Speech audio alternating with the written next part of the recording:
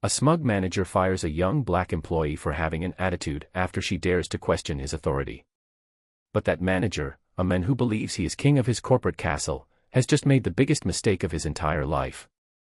This is the story of how one man's towering arrogance led to his complete, total, and gloriously satisfying destruction. The boardroom of Ethelred Innovations is a cathedral of glass and steel, built to worship at the altar of profit.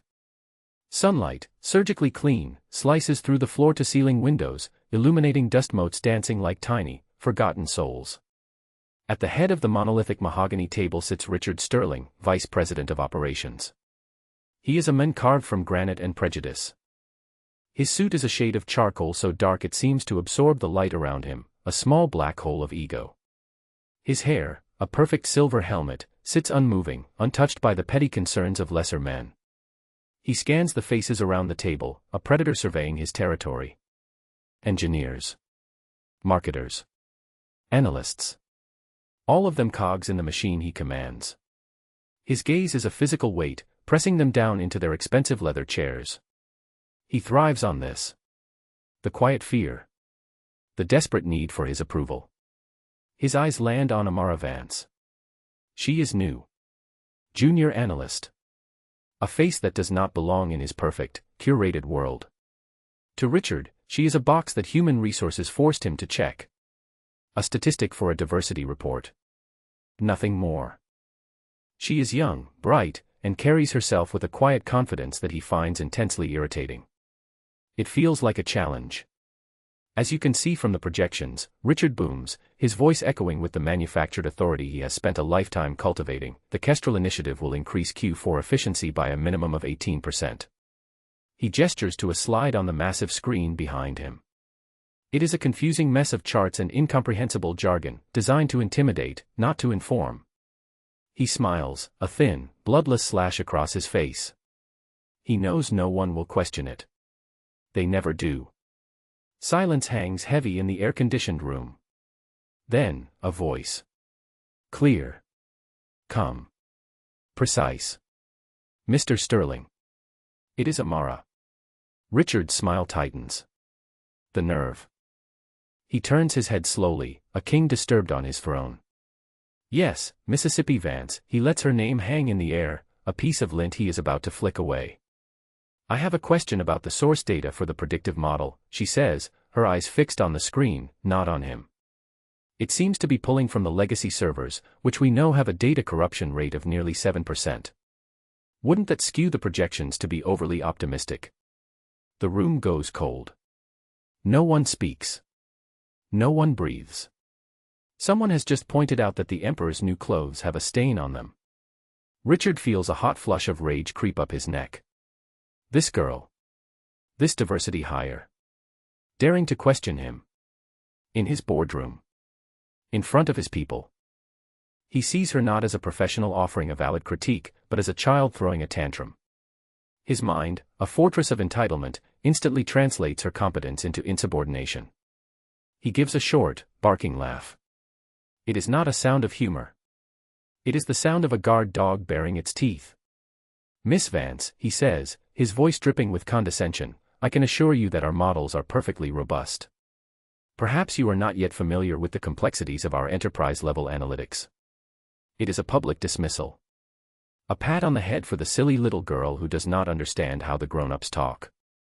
Amara does not flinch. Her gaze remains steady. With all due respect, sir, complexity doesn't negate the principle of garbage in, garbage out. If the source data is flawed, the output is meaningless, no matter how sophisticated the model. The air crackles. She has not backed down. She has doubled down. Richard stares at her. Really stares at her. He sees the cheap blazer she wears, a stark contrast to his own $1,000 suit. He sees the determined set of her jaw. He sees an employee who does not understand the fundamental rule of his kingdom: Richard Sterling is always right. His arrogance is a physical shield, deflecting any possibility that he could be wrong. It is impossible. Therefore, she must be the one who is flawed.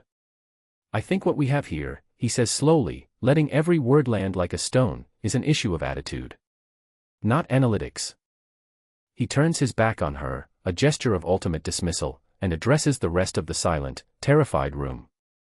As I was saying, an 18% increase. Minimum. The meeting continues, but the energy has shifted. A line has been drawn. Amara sits in a bubble of icy silence, the gazes of her colleagues sliding off her, afraid to make contact. She has been branded troublemaker. And in Richard Sterling's kingdom, troublemakers do not last long. Amara feels the chill, but she is not afraid. She is collecting data. And Richard Sterling has just become her most interesting data point. The days that follow are a masterclass in corporate gaslighting. Richard Sterling begins his campaign of quiet warfare. It starts subtly. Amara is left off important email chains. Meeting invitations mysteriously fail to arrive in her inbox. Her project assignments become a collection of dead-end tasks, exercises in futility designed to isolate and demoralize her. She is assigned to re-verify the Q2 archival data, a soul-crushing job that involves manually cross-referencing tens of thousands of lines of code that 2 other teams have already automated. It is a digital salt mine. Her co-worker, Liam, a nervous young man with kind eyes and a spine made of jelly, approaches her desk when he thinks no one is watching. "You were right, you know," he whispers, his eyes darting around the open plan office. "About the Kestrel data. I ran the numbers myself. It's a fantasy." "Then you should say something," Amara says, her voice even. Liam pales. "Are you kidding? And end up like? Well, and end up on his list. No way. I've got a mortgage. Just be careful, Amara." Sterling doesn't forget. He scurries away, leaving Amara in the expanding circle of her corporate leprosy. She understands. Fear is the currency of Richard's realm. Richard, for his part, feels a deep sense of satisfaction. He is restoring order. The nail that stuck up is being hammered down. He sees Amara hunched over her keyboard, performing the menial task he assigned her, and he feels a surge of power. This is how the world is supposed to work. People in their proper places. He walks past her desk, pausing just long enough to drop a file onto it with a heavy thud. Vance. Need a full competitive analysis on the new Omnicorp launch by tomorrow morning. 10-year forecast. It is an impossible task. A proper analysis would take a team of 3 a full week. It is not a request. It is a test designed for failure. "Yes, Mr. Sterling," Amara says, not looking up. He smirks. The fight is draining out of her. Good. What he does not see is the fire in her eyes. What he does not see is that when she goes home, she is not exhausted and defeated. She is methodical and focused. She does not need a team of 3. She is a team of 3. Her mind is a finely tuned machine, capable of processing information with a speed and clarity that would terrify Richard if he could comprehend it. The next morning, the 200-page report is on his desk when he arrives. It is not just complete, it is brilliant. It identifies 3 market vulnerabilities in Omnicorp's strategy that his own senior team completely missed. Richard reads it. A flicker of surprise is quickly extinguished by a wave of resentment. How dare she be this good? It makes him look foolish. It undermines the narrative he is building, the narrative of her incompetence. He summons her to a performance review in his glass-walled office. Brenda from HR is there, a small, anxious woman who looks like she wants to be anywhere else on Earth. She clutches a tablet to her chest like a shield. "Amara," Richard begins, leaning back in his chair, a portrait of magnanimous disappointment. "We need to talk about your work." He gestures to the brilliant report on his desk. This is sloppy. Rushed. It lacks the depth we expect at Ethelred." Amara's eyes flick to Brenda, who refuses to meet her gaze. Brenda knows it is a lie. Everyone who understands the work would know it is a lie. But Richard is the one who signs her paychecks. Furthermore, Richard continues, pulling up a file on his monitor, "I'm seeing a pattern of missed deadlines and a general lack of team integration." He is describing a reality he invented. A fiction he is actively writing into her permanent record. "That's not true," Amara states, her voice dangerously calm. "Ah, there it is again," Richard says, turning to Brenda with a look of feigned sadness. The attitude. The defensiveness. Do you see what I have to deal with, Brenda? Brenda mumbles something noncommittal into her tablet. She is the ineffective ally, a ghost in the machine, her good intentions rendered powerless by the system she serves. Richard turns back to Amara, his eyes cold and hard. He is enjoying this. He is breaking her. I'm putting you on a formal performance improvement plan. 30 days. You will report directly to me on all tasks.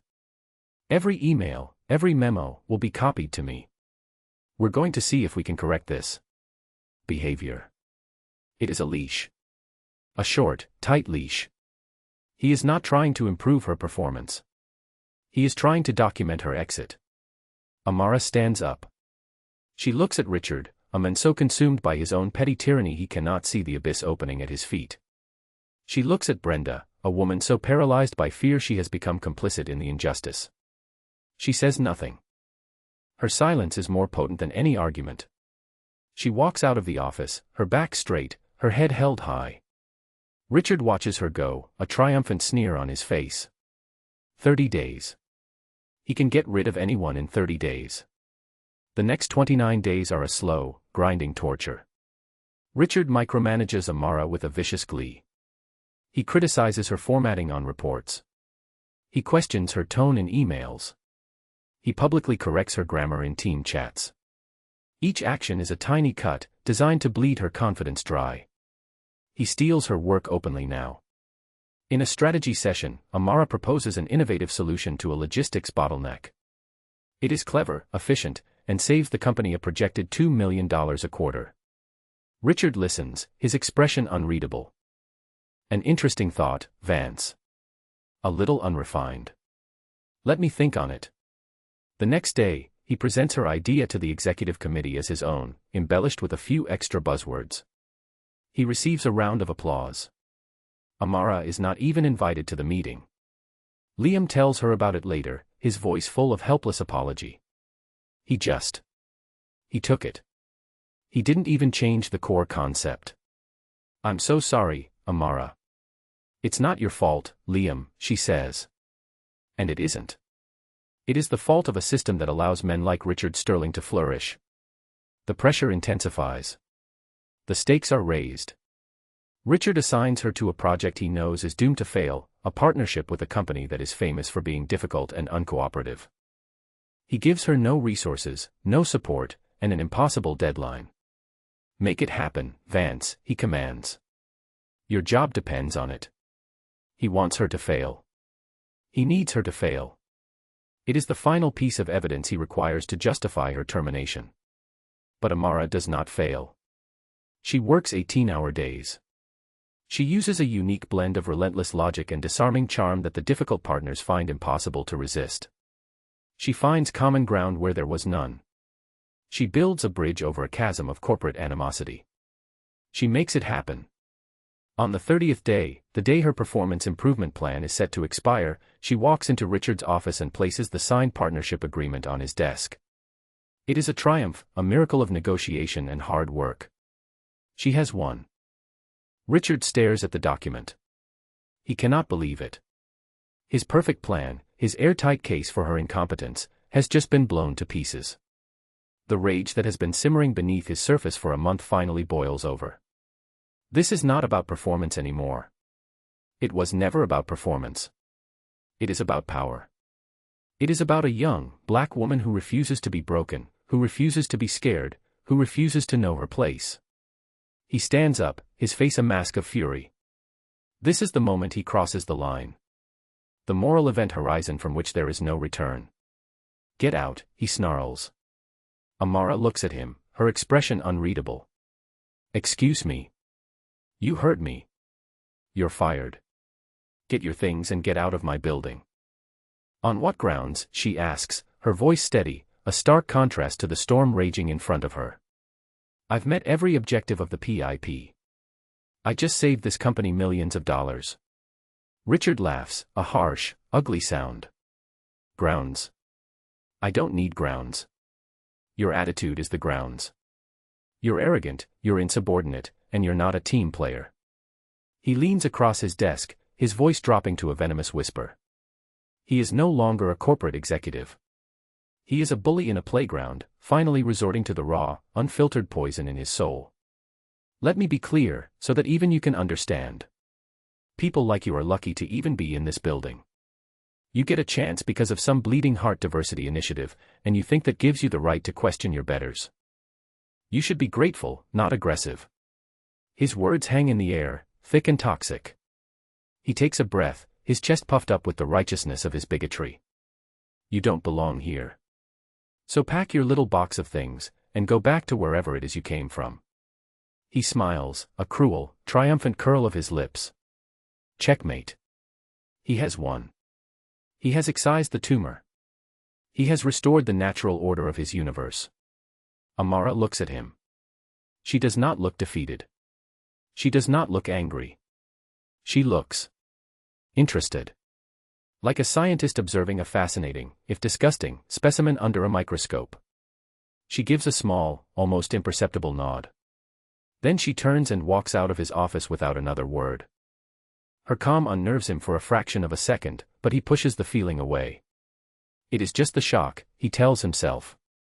The reality will sink in soon enough.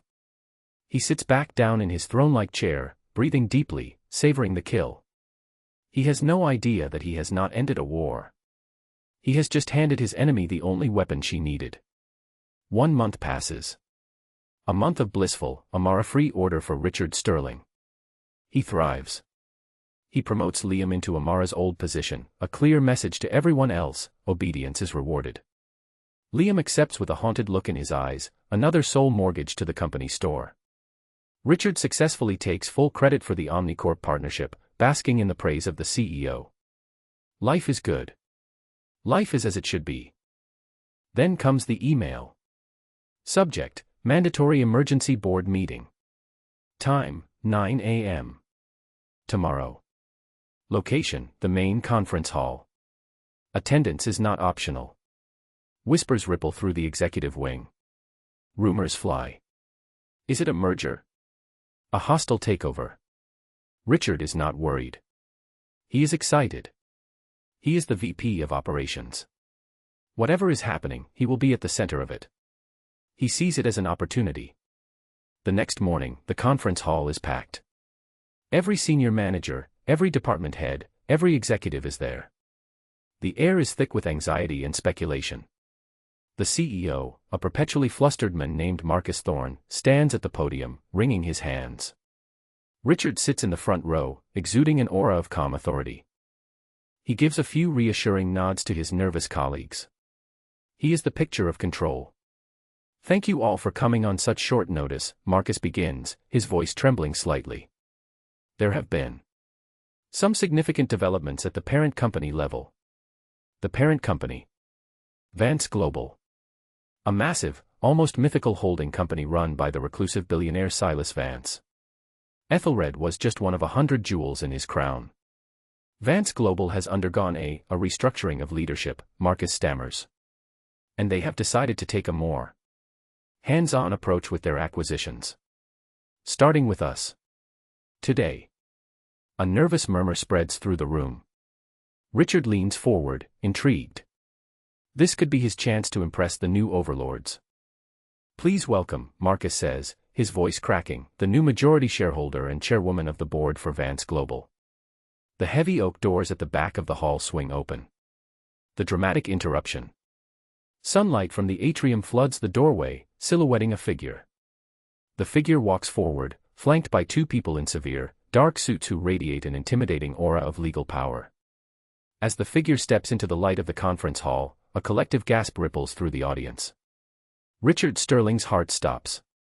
His blood turns to ice water in his veins. His perfectly controlled world shatters into a million pieces. It is Amara Vance. She is not wearing a cheap blazer.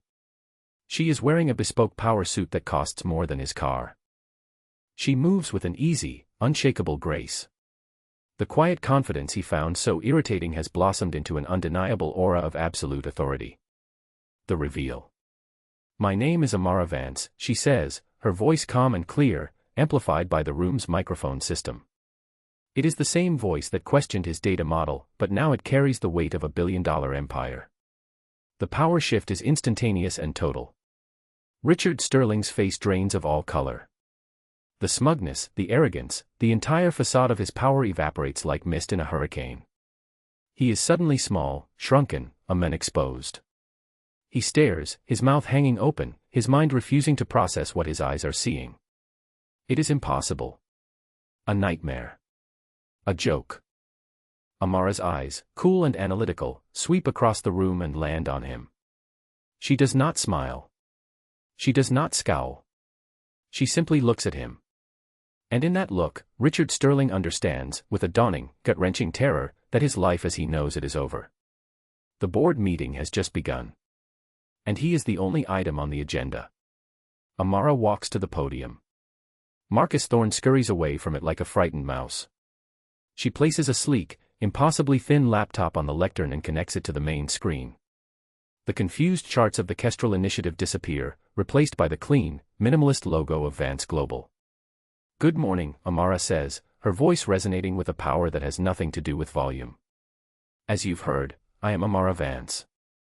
For the past 6 months, I have been working here as a junior analyst."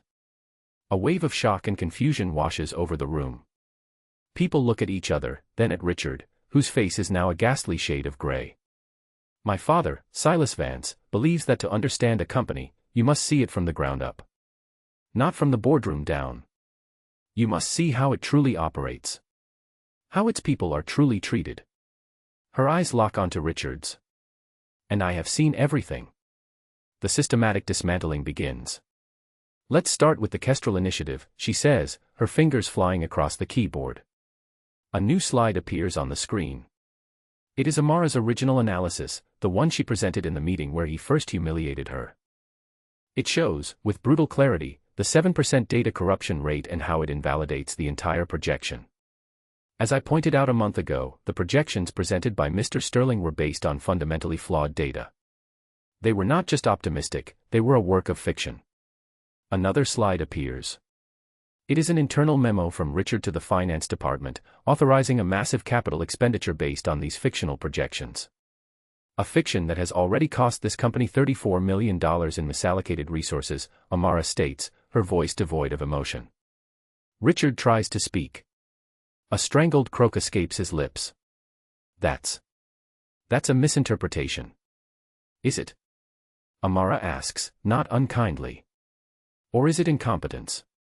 Let's move on. Click. The next slide is titled, Project Chimera. It is the doomed partnership project Richard assigned her. Project Chimera was designed by Mr. Sterling to fail, Amara explains. It was intended to be the final piece of documentation for my termination. She displays a series of emails. Emails from Richard to the partner company, subtly sabotaging the negotiations. Emails where he dismisses Amara's role and frames her as an inexperienced junior. Unfortunately for him, she continues, I succeeded. But the more interesting data point is that why was it so important for me to fail? Click. The screen now shows a side-by-side comparison. On one side is a list of Amara's key insights and strategic proposals from her short time at the company. On the other side is a list of Richard Sterling's accomplishments presented to the board during that same period. They are identical. Mr. Sterling has a habit of taking credit for the work of his subordinates, Amara says. Specifically, the work of female and minority subordinates. It seems he believes intellectual property is a perk of his position. The betrayal begins. Heads in the room start to turn. People who had once feared Richard now see a wounded animal. The pack smells blood. David Chen, Amara says, her voice calm. In 2019, you developed the algorithm that streamlined our supply chain logistics. Richard Sterling took credit and received a $50,000 bonus. Is that correct? A man in the third row, pale and trembling, slowly stands up. Yes, he whispers. Maria Flores, Amara continues. The marketing campaign for the Atlas platform. Your concept, his credit. A woman near the front nods, tears welling in her eyes. One by one, the ghosts of Richard's transgressions are given a voice. The room transforms from a corporate meeting into a tribunal. His allies, the ones who enabled his behavior through their silence, now stare at him with contempt, distancing themselves from the sinking ship. Amara then turns her attention to human resources. Brenda, she says, her voice softening slightly. Please come up. Brenda, who had been trying to merge with the wallpaper, walks to the front of the room as if in a trance. She looks terrified, but also, for the first time, liberated. Brenda, Amara says, Mr. Sterling has had 12 formal complaints filed against him for harassment, discrimination, and workplace bullying over the past 5 years. Is that correct? Richard lurches to his feet. That's confidential information. You can't. I can, Amara says, cutting him off with the finality of a guillotine. I own the company. Now, please answer the question, Brenda. Brenda looks at Amara, then at the men who had terrorized her for years. The fear in her eyes is replaced by a flicker of steel. Yes, Brenda says, her voice stronger now. 12 formal complaints. All of them were personally handled by Mr. Sterling and marked as resolved without any further action. She hands Amara a data stick. These are the complete, unredacted files. He kept a separate, sanitized version for the official records. The antagonist shatters. Richard Sterling makes a sound that is half gasp, half sob. Lies. It's all lies, he shrieks, his face contorted into a grotesque mask of desperation. The carefully constructed man of power is gone, replaced by a panicked, pathetic child. She's twisting everything. She had a grudge against me from day one. She's a vindictive. He trails off, seeing the cold, pitiless expressions on the faces of his former colleagues. No one is coming to save him. He is utterly and completely alone. He turns his wild eyes back to Amara. You can't do this, he pleads, his voice cracking. I have a family. I've given 20 years to this company. Amara looks at him, and for the first time, a flicker of emotion crosses her face. It is not anger. It is pity. You have given nothing to this company, she says, her voice quiet but carrying to every corner of the silent hall. You have only taken. You have taken ideas, you have taken credit, and you have taken the dignity of the people who worked for you. She pauses, letting the weight of her words settle. You seem to be under the impression that this is about a grudge. But you are not that important, Richard. She raises her hand, and one of the lawyers by her side steps forward, holding a phone. This is not about revenge, Amara says. This is about data. And I have one final data point to share. The final nail. Amara nods to the lawyer. He presses a button on his phone.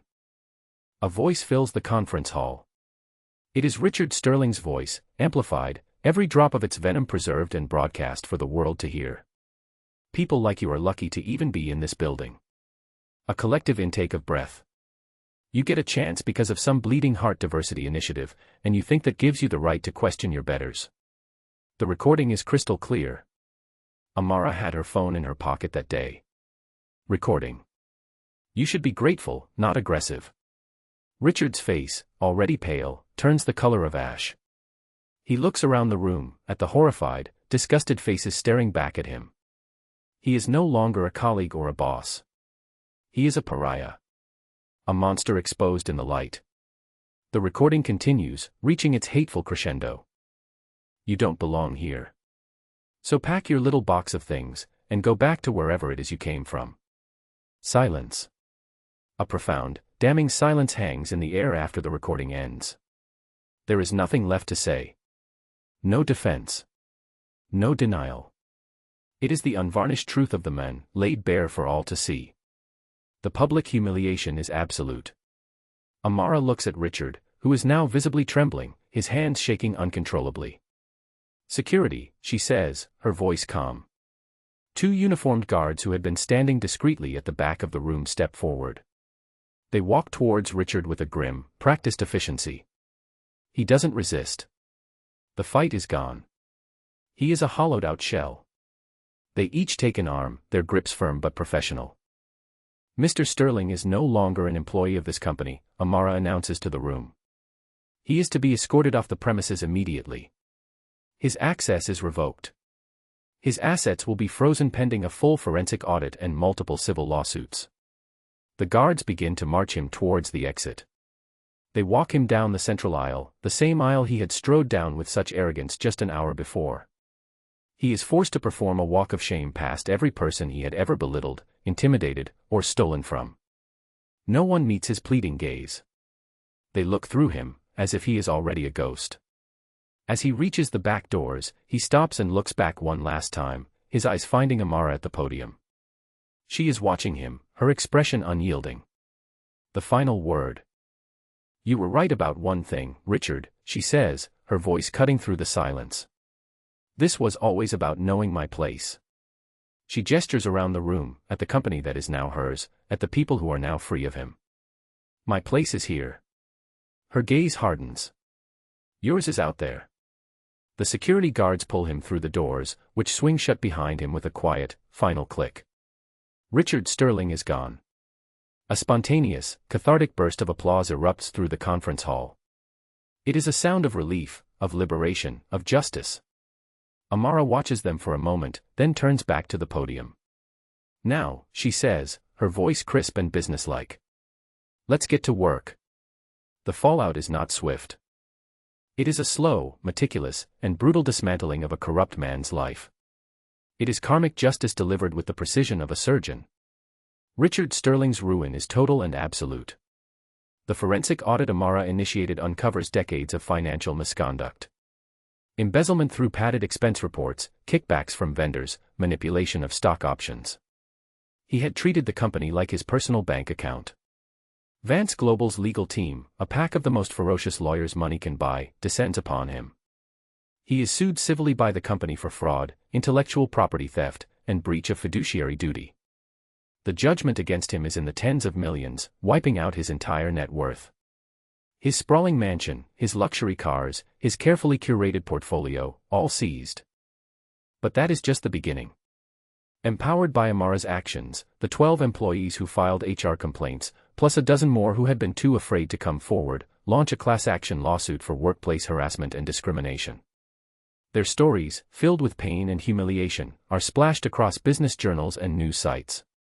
Richard Sterling becomes a poster child for toxic corporate masculinity. He is a villain in the public square. He is disbarred from serving as an officer of any publicly traded company for life by the SEC. His name is radioactive. No company will touch him. The career he built on the backs of others is annihilated. His wife, a woman who had enjoyed the fruits of his tyranny without question, leaves him, taking what little is left. His powerful friends no longer answer his calls. He is an outcast, a pariah stripped of the wealth and status that defined him. The final, crushing blow comes from the Department of Justice. The audit revealed enough evidence of wire fraud to attract federal attention. Richard Sterling, the man who wore $1,000 suits and ruled a corporate kingdom, is indicted. He pleads guilty to avoid a longer sentence and is sentenced to 5 years in a minimum security federal prison. His last public image is a photograph of him in an ill-fitting orange jumpsuit, his silver helmet of hair now disheveled and gray, his face etched with the permanent bitterness of a man who got everything he deserved. The consequences for his enablers are also severe. The senior executives who were complicit in his behavior, who looked the other way and enabled his reign of terror, are all fired. Their golden parachutes are rescinded due to clauses about gross misconduct. They are pushed out into the industry with the stain of the Sterling scandal clinging to them. But for the heroes, the rewards are just as profound. Brenda from HR, the woman who found her courage, is promoted. Amara puts her in charge of completely rebuilding the Human Resources Department from the ground up. It is renamed the Employee Advocacy Department, and its new mandate is to protect the employees, not the executives. She is given a massive budget and the full backing of the chairwoman. She becomes one of the most respected and beloved figures in the new Ethelred.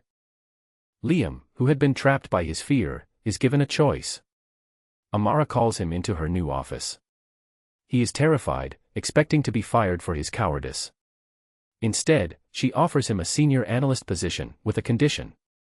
He will also be in charge of a new mentorship program for junior employees, ensuring no one ever feels as isolated and unsupported as she did. He accepts, tears of gratitude in his eyes, and dedicates himself to his new role with a fierce passion. He becomes the ally he always wished he could be. The victims of Sterling's theft and harassment receive a massive settlement from the class action lawsuit, funded personally by Amara through a new Vance Global initiative. David Chen and Maria Flores are publicly credited for their innovations and given substantial retroactive bonuses and promotions. Their careers, once stalled by a tyrant, flourish. The company itself undergoes a radical transformation. Amara implements sweeping systemic changes. A new, transparent promotion system.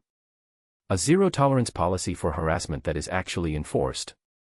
A profit-sharing program that ensures every employee, from the janitor to the senior engineers, benefits from the company's success. Ethelred Innovations, once a toxic swamp of fear, begins to heal. It becomes a place people want to work. Productivity, innovation, and profits soar to unprecedented heights. Amara's actions do not just fix one broken company. They send a shockwave through the industry. The story becomes a legend, a cautionary tale for arrogant executives everywhere. 2 years later. The office of the chairwoman of Ethelred Innovations is nothing like Richard Sterling's old haunt. The dark wood and intimidating furniture are gone, replaced by open space, light, and living plants. The glass walls look out not on a terrified workforce, but on a vibrant, collaborative environment. Amara Vance stands by the window, looking down at the city. She is no longer the hidden analyst. She is a leader, a visionary, a force for change. Her name is synonymous with a new kind of corporate leadership, one based on empathy, integrity, and a fierce commitment to justice. There is a soft knock on her door. "Come in, Maya," Amara says without turning. A young woman enters.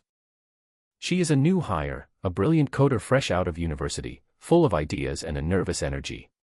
She reminds Amara of herself, 2 years ago.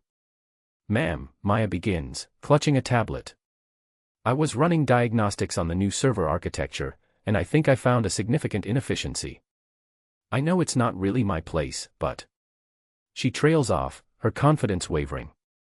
Amara turns from the window and smiles, a warm, genuine smile. "Maya," she says, her voice gentle but firm. "It is always your place to speak the truth. It is always your place to make us better. Show me what you found."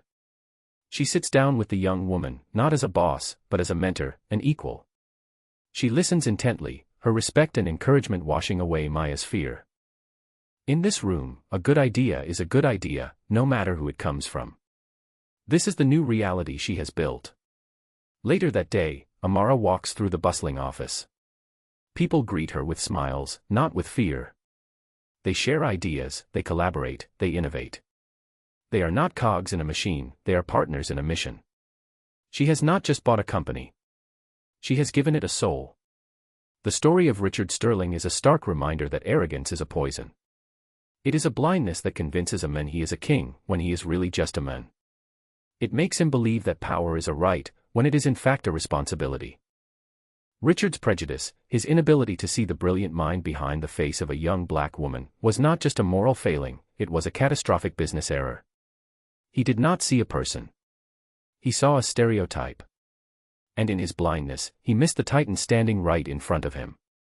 Justice, in the end, is not always about grand courtroom dramas. Sometimes, it is about data. It is about a quiet, determined woman collecting evidence, one insult, one injustice at a time. It is about the powerful underestimating the brilliant, and paying the ultimate price. It is the simple, beautiful, and deeply satisfying karma of a bully finally meeting an adversary he cannot intimidate, cannot break, and cannot possibly comprehend until it is far, far too late.